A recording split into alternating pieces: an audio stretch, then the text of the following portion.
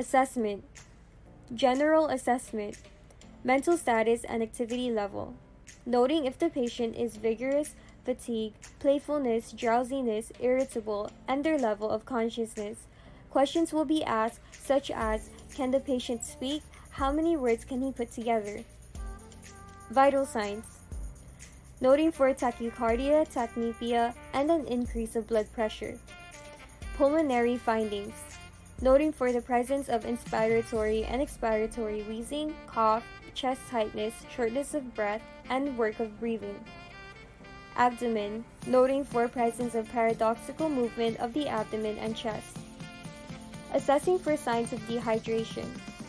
Noting for dry lips and tongue, capillary refill, skin turgor, pulse quality, and vital signs. Physical assessment.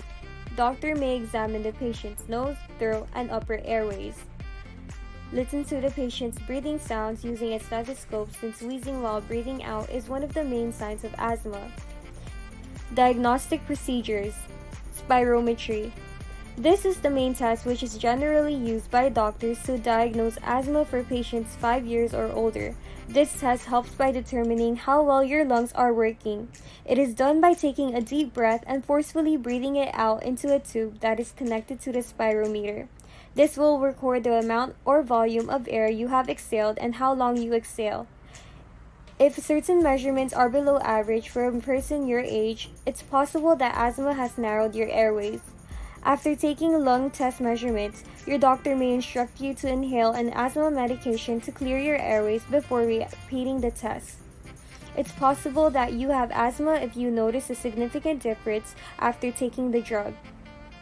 Challenge test. Methacholine challenge test or bronchoprovocation test is used to determine how reactive or responsive your lungs are to external stimuli.